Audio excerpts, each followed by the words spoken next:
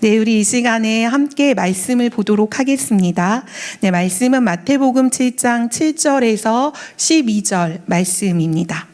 긴 말씀이 아니라서요, 우리 함께 한 목소리로 7절부터 12절 함께 읽도록 하겠습니다. 7절입니다. 구하라, 그리하면 너희에게 주실 것이요. 찾으라, 그리하면 찾아낼 것이요. 문을 두드리라, 그리하면 너희에게 열릴 것이니 구하는 이마다 받을 것이요. 찾는 이는 찾아낼 것이요. 두드리는 이에게 열릴 것이니라. 너희 중에 누가 아들이 떡을 달라 하는데 돌을 주며 생선을 달라 하는데 뱀을 줄 사람이 있겠느냐? 너희가 악한 자라도 좋은 것으로 자식에게 줄 줄을 알거든 하물며 하늘에 계신 너희 아버지께서 구하는 자에게 좋은 것으로 주시지 않겠느냐? 그러므로 무엇이든지 남에게 대접을 받고자 하는 대로 너희도 남을 대접하라. 이것이 율법이요 선지자니라. 아멘. 네, 기도는 호흡입니다. 그리고 기도는 세상과 싸우는 힘이죠.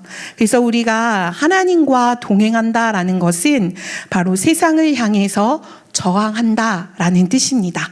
기도를 하는 여러분과 저는요, 세상을 향하여 하나님의 나라를 구하기 위하여 또한 세상을 향해 저항하는 하나님의 사람 그리스도인입니다.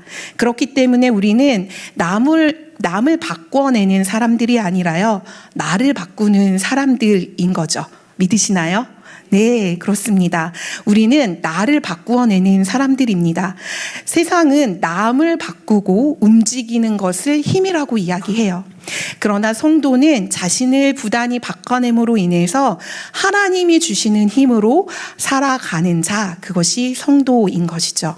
우리는 사실 하나님의 힘으로 이 세상을 움직이는 기도의 힘, 기도의 열쇠, 기도의 도구를 가지고 있습니다.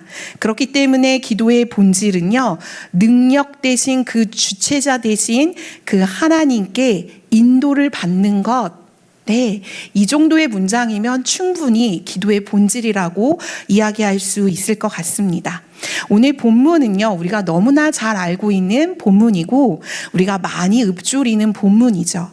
그렇기 때문에 이 본문이 우리에게 너무나 익숙해서 말씀이 그냥 기록된 말씀으로 느껴질 때가 있습니다.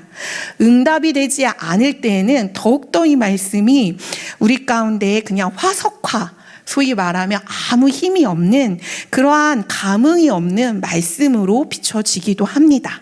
그런데 오늘 말씀의 12절에 보면은요, 더욱더 이해가 되지 않는 본문이 있습니다. 그것은 무엇이냐면 다른 사람을 대접하라. 네, 이게 황금률이라고 하죠. 내가 대접받고 싶은 대로 남을 대접하라.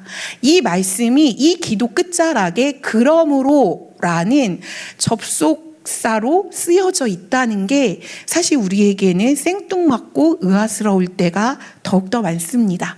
그러나 여러분들 문장에 갇히지 마시고요. 이 복음서를 볼 때는요, 항상 앞뒤 좌우 뒤에 그리고 전체 이 텍스트가 말하는 것이 무엇인지를 가만히 지켜보기 시작하면 이 문구들에 이해되지 않는 낱말들이 풀릴 때가 많아요. 그래서 오늘 우리에게 하나님이 이 기도의 본질, 기도가 무엇인지를 아주 명쾌하게 가르쳐주는 이 문장들 속에 하나님이 왜 남을 대접하라 라고 이야기하는지를 우리가 함께 살펴보고 하나님은 어떤 기도를 우리에게 듣기를 원하시는지 함께 나누어 보도록 하겠습니다. 우리가 12절을 다시 한번 읽어볼 건데요. 12절 보면 그러므로 무엇이든지 남에게 대접을 받고자 하는 대로 너희도 남을 대접하라. 이것이 율법이요 선지자니라.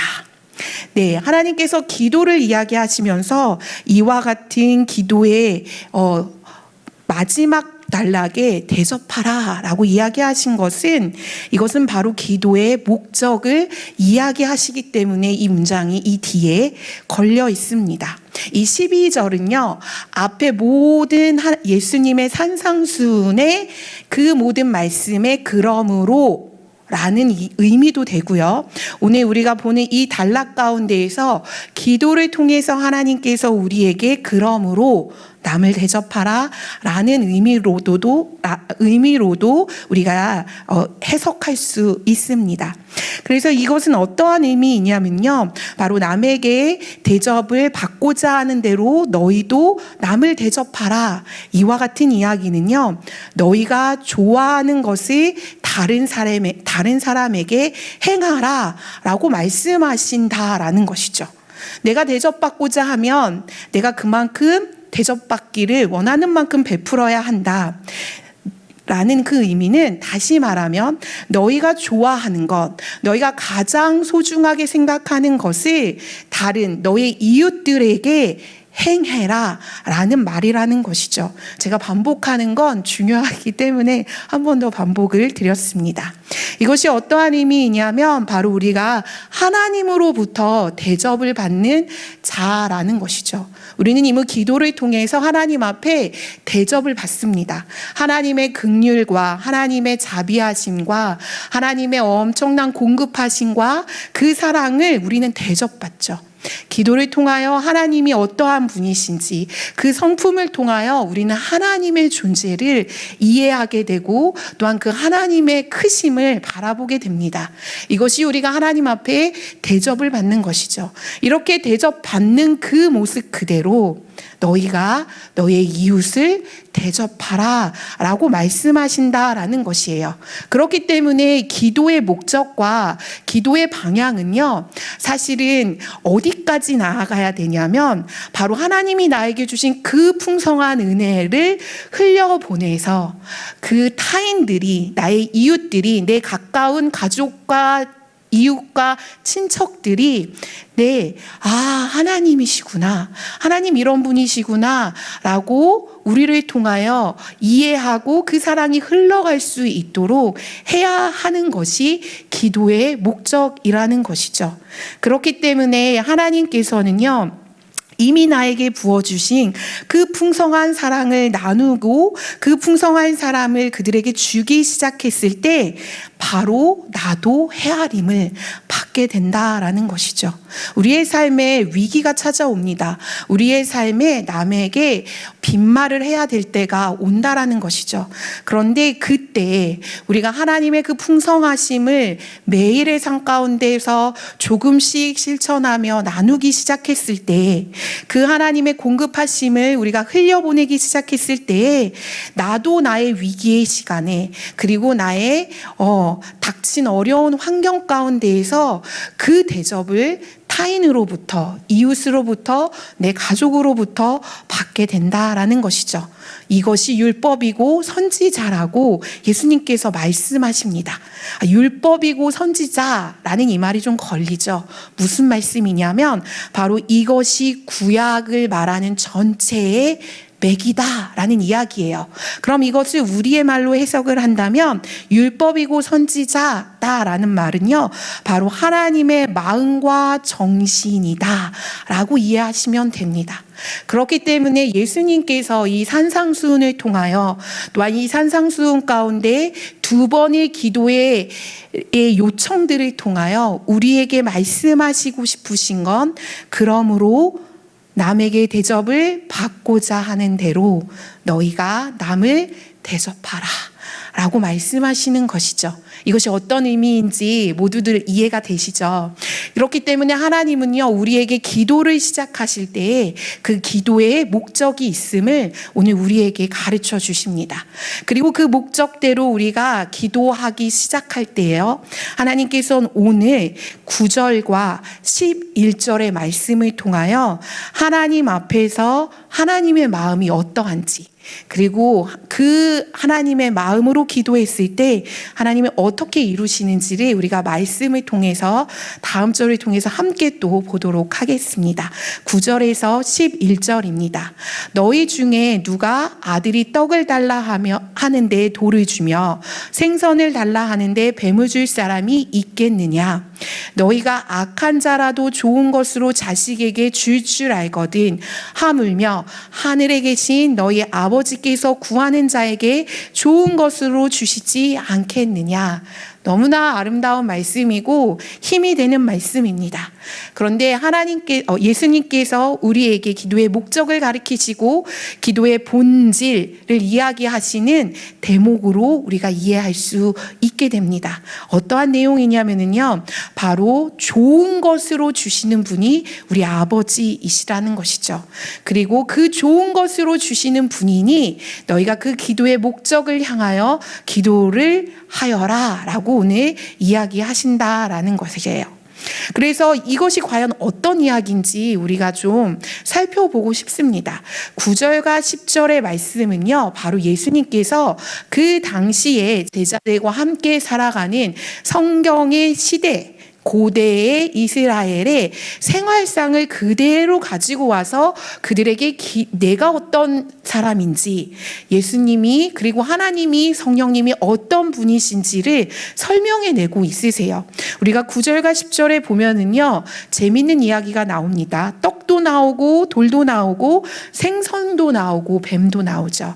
이것이 어떻게 이스라엘 생활상에서 적용이 되는 이야기이냐면은요, 여러분들 이스라엘의 그 당시에 살았던 집의 구조는요, 사실 우리의 집 구조와 지금의 현대의 집 구조와 많이 다릅니다.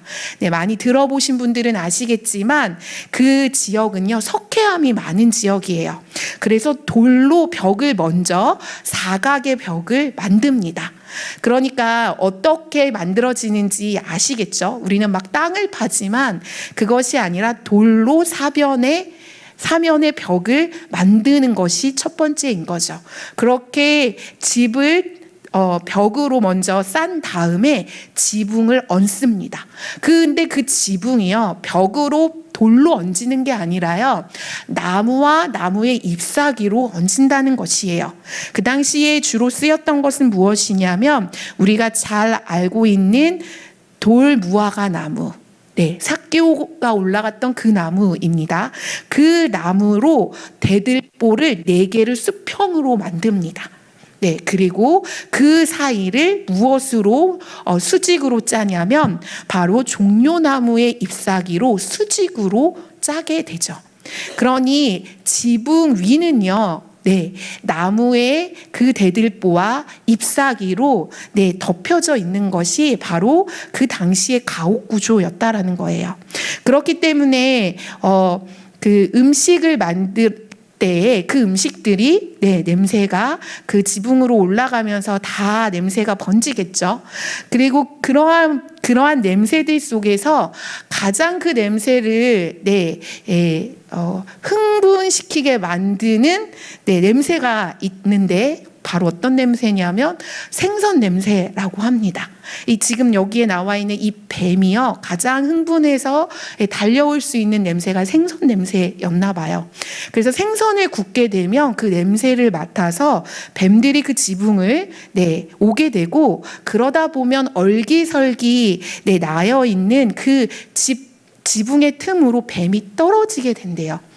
뱀이 떨어진 걸 알아서 잡으면 상관이 없는데, 이 밤에 저녁을 먹고 난 다음에 잠을 자게 됐을 때 그 냄새가 배어서 뱀이 그 지붕에 올라오게 되면 이제 떨어지는 일이 벌어지죠.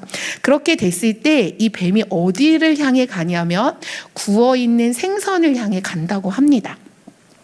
네, 그러한 상황 속에서 뱀이 구워져 있었던 생선에게 접근하고, 또한 빵을 이렇게 굽잖아요. 그 당시 우리는 쌀이지만 그들은 빵이기 때문에 빵을 구워서 잘 빵을 이렇게 보관하겠죠. 구워진 빵이 흐트러지지 않기 위해서 그 빵 위에 돌을 얹어 놓는다고 해요. 그러니까 이스라엘의 이 먹거리 생활상에는요, 네, 생선이 구워졌을 때 그 옆에 뱀이 기어올 수 있고요. 그리고 빵이 이제 이렇게 잘 빵을 이렇게 쌓아 놓을 때 돌을 그 위에다 올려놓기 때문에 혹여라도 빵이 굳어지면 돌과 빵을 보이지 않는 상황에서는 구분하기가 어렵다라고 해요. 불이 있는 것이 아니니까요. 그렇기 때문에 그러한 생활상에서 뱀과 돌이 그들의 생활상에 늘 언제나 있게 되는 소품인 거죠. 그런데 그곳에 뱀이 드나거리거나 굳어진 빵으로 인해서 돌과 빵을 구분하지 못할 때 문제가 생긴다라는 거예요. 어디서 문제가 생기냐면 아이가 배고파서 캄캄한 곳에서 빵과 생선을 찾기 시작할 때에 그것이 무엇인지 구분할 수가 없어서 그 배고픈 아이를 위하여 아버지나 어머니가 깨어서 그것을 잘 살펴서 그 아이에게 준다라는 것이죠. 이것이 일상이었던 것 같아요. 그렇기 때문에 예수님은 오늘 이 9절과 10절에서 그들의 생활상을 비루어서 무엇이라고 얘기하시냐면 아버지가 그 배고픈 아이에게 떡과 생선을 주기 위하여 뱀과 돌덩이가 닿지 않도록 잘 살펴서 주는 것처럼 내 아버지가 그렇게 너희들을 살피고 가장 필요한 것들을 준다라는 이야기를 오늘 이 본문 가운데서 하고 계시는 것입니다. 아버지가 생선과 빵을 줄 때에 주의 깊게 살펴서 주는 것처럼 우리 하늘 아버지도 우리의 필요와 우리의 공급하심과 우리가 가져야 될 것들을 어떻게 주신다고요? 그 필요를 잘 살펴서 주신다라는 것이죠. 그런 하나님이시다. 그러니 너희가 기도의 목적대로 구해라 라고 말씀하시는 것입니다. 우리 하나님이 이렇게 섬세하신 분이신 것을 오늘 말씀을 통해서 우리는 알게 됩니다. 너무나 좋으신 하나님이시죠. God is so good. 모든 것이 있으나 하나님이 없으면 좋은 것이 아니고 아무것도 없으나 하나님 한 분만 있으면 모든 것이 좋은 것이라는 것을 우리 예수님께서는 오늘 이 본문을 통해서 우리에게 또한 그 제자들에게 말씀하고 계시는 것이죠. 하나님이 좋으신 분이시다라는 건 성경 모든 곳에 곳곳에 쓰여 있습니다. 그런데 야고보서 1장 17절에 말씀해 보면 그 좋으신 하나님이 무엇을 주시는지가 아주 잘 적혀 있어요. 1장 17절입니다. 온갖 좋은 은사와 온전한 선물이 다 위로부터 빛들의 아버지께로 내려오나니 그는 변함도 없으시고 회전하는 그림자도 없으시니라. 네, 우리 아버지가 어떤 분이세요? 변함도 없고 회전하는 그림자도 없는 진실하시고 신실하시고 일관성이 영원하신 분이시다라는. 그렇기 때문에 우리의 감정과 상황과 상관없이 우리의 변함과 상관없이 그 신실하심이 완전하신 분이시다라는 것을 야고보 기자는 우리에게 이야기해 주고 있습니다. 계절이 변하고 날씨가 변하지만 태양이 변하지 않듯이 하나님 그 자리 그곳에서 우리의 필요와 우리의 공급을 하나님의 시각과 하나님의 때와 장소에 허락하신다라는 것이죠. 그런데 이 좋으신 하나님께서 온갖 좋은 은사와 온전한 선물로 우리에게 주시기를 원하신다라는 거예요. 이것은 단지 물질적인 뿐만이 아니라 영적인 좋은 것을 우리에게 공급해 주신다라는 것이죠.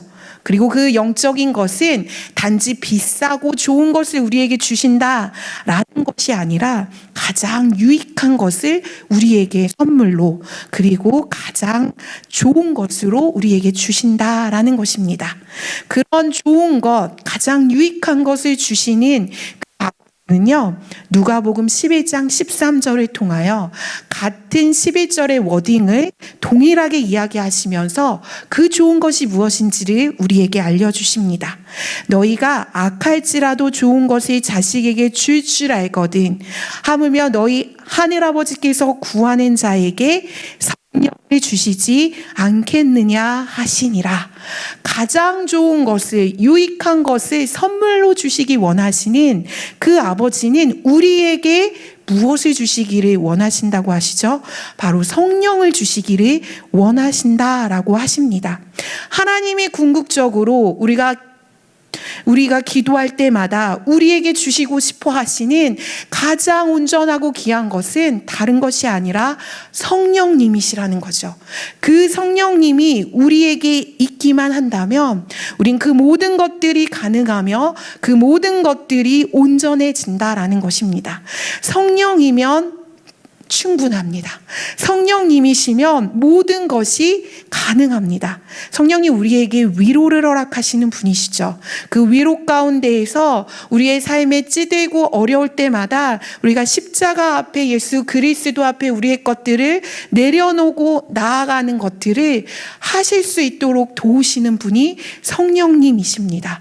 그리고 그 예수 그리스도의 십자가 앞에 우리의 모든 것들을 내어드릴 때에 우리에게 회복하시고 우리의 모든 죄를 정화시키시고 우리의 모든 삶의 문제들을 통찰케 하시고 그 독대하는 모든 시간들 속에서 하나님의 방법으로 그 지혜로 우리의 모든 산적해 있는 문제들을 이해하게 하시고 지혜를 더하게 하시고 분별하게 하시는 분이 바로 성령 하나님이시라는 거죠. 그 성령 하나님께서 우리에게 새 영으로 충만하게 하시고 새 힘을 부어주시고 그리고 마른 뼈로 우리를 공급하심으로 인하여 우리를 하나님의 군사로 든든히 세우실 때에 우리는 그 하나님이 어떠한 분이신지를 알게 될 뿐만 아니라 우리 삶의 모든 영역들이 분별되고 해결되고 이해될 수 있다라는 것이죠. 그렇기 때문에 그 성령님을 붙잡으면 우리는 하나님의 임재 가운데 매일같이 숨쉬며 하나님의 사랑 안에 거할 수 있게 된다라는 것입니다. 이렇게 좋은 것을 공급하시는 분, 그 하나님을, 그 성령님을 하나님이 우리에게 선물로 매일같이 주시기 원하신다라는 거예요. 그 좋으신 하나님이 성령님을 주심으로 우리는 우리의 기도를 해결할 수 있는 온전한 근본적인 그 힘, 능력을 가지게 된다라는 것입니다. 그렇기 때문에 기도의 본질은 바로 성령님이십니다. 우리가 그분을 붙잡으면 그 모든 것들의 열쇠로 해결이 되고 풀리기 시작한다라는 것이죠. 그렇기 때문에 우리에게 그 성령님을 붙잡고 구하고 찾고 두드리라고 우리에게 말씀하고 계시는 것입니다. 오늘 7절과 8절의 말씀을 보도록 하겠습니다. 구하라 그리하면 너희에게 주실 것이요 찾으라 그리하면 찾아낼 것이요 문을 두드리라 그리하면 너희에게 열릴 것이니 구하는 이마다 받을 것이요 찾는 이가 찾을 것이요 두드리는 자 열릴 것이다. 우리 예수님께서 이렇게 힘주어 너희가 구해라, 구하는 삶을 살아내라 라고 말씀하시는 것입니다. 기도의 목적이 무엇이라고 말씀드렸습니까? 이웃을 향하여 대접하는 것이라고 말씀드렸죠. 그럼 기도의 본질은 무엇입니까? 성령님의 도우심을 붙잡는 것이 기도의 본질입니다. 그렇다면 오늘 7절과 8절을 통하여 우리는 어떻게 기도를 구해야 되는지, 어떻게 기도의 자세를 취해야 되는지 그 자세를 우리에게 알려주시고 계세요. 구하고 찾고 두드리라 라고 우리에게 말씀하시죠. 이 말씀은 끝까지 너희가 포기하지 않고 계속적으로 기도하라 라고 말씀하시는 것입니다. 반복적으로 매일의 삶 가운데 습관적으로 예수님이 기도하셨던 것처럼 새벽 미명에 습관적으로 하나님 앞에 나아갔던 것처럼 그렇게 매일 기도하라 기도하라, 기도하라 말씀해 주시고 있는 것이죠. 누가 기도합니까? 결핍된 자가 기도합니다. 누가 찾습니까? 네, 잃어버린 자가 찾게 되어 있죠. 누가 두드립니까? 문 밖에 서 있는 자가 두드리게 돼요. 결핍 있는 자, 잃어버린 자, 문 밖에 있음을 깨닫는 자가 하나님을, 그리고 예수님을, 성령님을 구하게 된다라는 것이죠. 우리의 삶 가운데요, 하나님 모든 것을 구하기를 간절히 원하십니다. 그렇기 때문에 오늘 이렇게 현재 동사를 쓰셔서 우리에게 말씀하고 계시는 거죠. 모든 영역 가운데 구하기를 소망하세요. 인생 가운데 있어야 될 것들이 없다는 것을 아는 모든 자들이 그 없는 것을 향해 구하기를 기다리십니다. 또한 믿음과 건강, 가족의 행복과 사회적인 지위가 멈춰 있어서 내 인생이 잃어버려질 때에 하나님은 그 인생 가운데 너가 찾아야 될 것이 무엇인지를 찾기를 소망하신다라는 거죠. 또한 막혀있는 취업 문제와 결혼 문제, 또한 우리 가운데 도움이 필요하고 인생의 모든 막혀있는 장애물들, 근데 그것들이 하나님 앞에서 두들겨지기를 소망하세요. 그래서 모든 인생의 영역이 하나님의 도움으로 풀어지고 메어지고 확장되고 충만케 되기를 하나님은 그 어느 누구보다도 소망하시고 기다리고 계신다라는 것이죠. 그렇기 때문에 모든 사람이 구하는 것을 하나님은 귀 기울여 들으십니다. 왜이실까요? 그것은 주님을 간절히 의지하는, 그 하나님을 의지하는 마음을 보실 때마다 우리 하나님께서 그 기뻐하시는 마음으로 우리에게 매일의 복을 주시기를 하나님은 소망하시기 때문에 그 어느 누구보다도 하나님을 의지하는 자, 어느 누구보다도 하나님께 피할 바위가 되어 그분 앞에 피하는 자, 그런 자에게 하나님은 좋은 것을 주시기를 원하시는 분이시죠. 그렇기 때문에 우리에게 구하라, 찾으라, 두드리라 라고 말씀하고 계세요. 그런데 오늘 우리가 앞에서 보았듯이 하나님은 우리의 필요를 찾고 구하고 두드리는 것뿐만이 아니라 기도의 목적이 되고 기도의 본질이 되는 그 하나님의 나라를 위하여, 또한 하나님께서 허락하시는 그 하나님의 영광을 위하여 우리에게 결핍되고 잃어버리고 문 밖에 서 있는 것이 무엇인지를 오늘의 말씀을 통해서 가르쳐 주고 계신다라는 것이죠.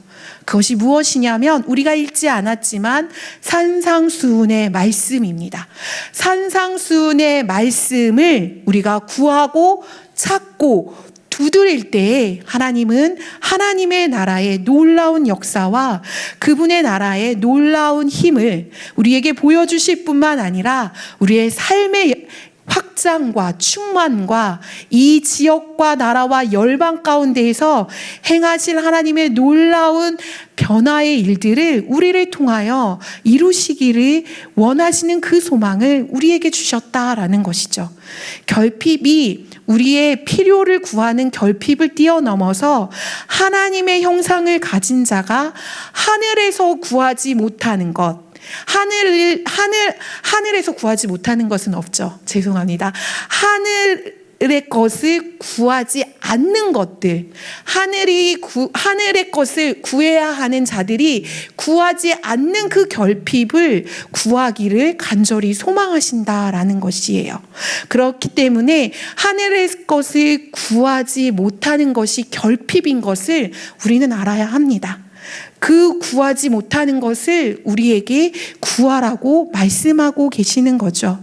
하나님의 백성으로서 예수님의 가르침이 내 삶에 스며들도록, 내 삶이 소금처럼 녹아져서 예수님의 가르침이 아주 자연스럽게 흘러갈 수 있도록 우리 안에 그 결핍된 것들을 구하라고 말씀하고 계시는 것이죠. 마태복음 6장 33절에 말씀하시는 것처럼 너희는 먼저 그의 나라와 그의 의를 구하라 그리하면 이 모든 것을 너희에게 주시겠다라고 말씀하시는 그 하늘의 것을 구하라라고 우리에게 부탁하고 계시는 것입니다. 또한 찾으라 라고 말씀하시는 그 찾으라는 바로 하나님의 뜻을 찾으라 라고 말씀하고 계시는 것이죠. 찾는다는 것은요, 우리가 기도를 많이 해봐서 알지만 쉽지 않습니다. 하나님의 뜻을 찾는 게 얼마나 어렵습니까? 보물찾기를 하듯이, 숨은 그림을 찾듯이 쉽지가 않습니다. 하나님께서 우리에게 이와 같이 찾으라 라고 말씀하시는 것은 하나님이 주실 응답과 하나님이 주실 준비해 놓으신 그 지혜와 그 분별을 탐험가처럼 찾아서 나의 뜻과 나의 계획을 알아달라. 그 계획과 그 뜻대로 하나님 앞에서 너가 살기를 소망한다 라는 하나님의 요청이 있는 것입니다. 그렇기 때문에 우리는 무엇을 찾아야 할까요? 바로 우리의 목마름이 하나님의 뜻인 것을 붙잡고 그것을 찾아내야 합니다. 우리의 갈급함이 나의 환경의 갈급함이 아니라 하나님의 뜻을 찾기 위한 갈급함으로 주님 앞에서 우리가 찾고 또 찾고 하나님의 뜻을 구하는 그 탐험과 같은 여정의 길을 가기를 우리 예수님께서 부탁하시는 것이죠. 또한 예수님께서 마지막으로 두들겨라 라고 이야기하십니다. 그것은 무엇이냐면 끊임없이 인내하는 마음으로 너가 두들겨라 라고 얘기하시는 것입니다. 두드리는 건 무엇이라고 제가 말씀드렸나요? 네, 문 밖에 있음을 깨달을 때 두드릴 수 있는 것이죠. 문 밖에 있어야지만은 두들길 수 있는 행위를 할 수 있는 것입니다. 하늘의 뜻이 땅에서 이루어질 수 있도록 우리가 그렇게 하나님 앞에서 두들겨야 한다라는 것이에요. 시험에 들지 않도록 우리가 예수 그리스도의 능력을 힘입고 성령의 도우심을 받아 우리가 두들겨야 한다라는 것이죠. 이것은 믿음의 눈이 필요합니다. 끊임없이 끈질기게 계속적으로 우리가 구하고 찾고 두들겨야 하는 것은 바로 하나님이 우리에게 구하라고 하시는 하나님의 나라와 의, 그리고 찾으라고 하시는 하나님의 뜻, 그리고 두들기라고 하는 이 땅에 이루어져야 하는 그 하나님의 나라를 위하여 구하고 찾고 두들기라고 예수님께서 제자들에게 말씀하고 계시는 것이죠. 이렇게 우리가 예수님께서 말씀하시는 이와 같은 것들을 구하고 찾고 두들기기 시작했을 때 우리 하나님께서는 우리에게 모든 필요를 더하시고 주시겠다라고 우리에게 약속하십니다. 여러분들, 우리의 기도의 방향이 어떠해야 하겠습니까? 또한 우리의 기도의 그 끝이 어디여야 하겠습니까? 우리는 하나님께서 우리에게 오늘 도전하고 계신다고 생각이 들어요. 저는 사실 이 본문을 선택할 때만 해도 구하고 찾고 두들기는 것이 무엇인지를 함께 나누고 우리가 찾읍시다, 구합시다, 두들깁시다 라고 설교할 것을 마음에 먹고 이 본문을 보았어요. 그런데 이 본문을 묵상하면 묵상할수록 또한 연구하면 연구할수록 이 본문이 어디를 향해 있는지 이 본문을 통해서 저도 알게 되었습니다. 하나님이 우리에게 기도를 허락하시는 이유는, 그리고 하나님의 백성에게, 시민권을 갖고 있는 나의 백성에게 원하시는 기도의 목적은 다른 것이 아니라 하나님의 나라와 하나님의 의를 구하기 시작했을 때 그 모든 것을 더하시게 다는 그 하나님의 약속을 붙잡고 우리가 그것을 누구에게요? 믿지 않은 자, 또한 믿음이 연약한 자, 또한 하나님의 구원이 필요한 자들에게 그 하나님의 메시지를, 그 하나님의 성품을, 그 하나님의 사랑을, 그 하나님의 긍휼을 전하는 자로 있어야 하는 것이 우리의 기도의 목적이고, 또한 그 기도를 그렇게 갈 수 있도록, 그 본질을 붙잡고 갈 수 있도록 행하시고 도우시는 분이 성령님이신 것을 다시 한번 깨닫게 됩니다. 여러분들, 이와 같은 기도로 우리가 이 기도의 가을을, 또한 기도의 이 열매를 이루신다면 하나님은 얼마나 우리를 기뻐하실까요? 하나님께서 우리에게 허락하신 것 모든 것을 구하기를 원하십니다. 그러함과 동시에 하나님의 나라와 뜻을 함께 구하며 주님의 필요, 하나님의 필요, 그 필요에 우리가 채워짐을 받는 그러한 자가 되기를 간절히 소망하시는 그 하나님의 열망이 이 본문 가운데 담겨 있다라는 것이죠. 그렇기 때문에 하나님 우리에게 주시는 모든 환경들이 재앙이 아닌 것입니다. 우리에게 주시는 모든 시련과 아픔들이 재앙이 아닌 것이죠. 심판이 아닌 것이죠. 왜냐하면 구하고 찾고 두들기기 시작하였을 때에 우리가 그 방향과 그 키를 하나님의 궤도에 맞춰서 기도하고 구하고 찾고 나아가기 시작했을 때 하나님 반드시 주시겠다라는 그 하나님의 약속이 우리 가운데 있기 때문입니다. 그렇기 때문에 우리가 이 기도의 도구를 이 궤도에 맞춰서 사용하기를 소망합니다.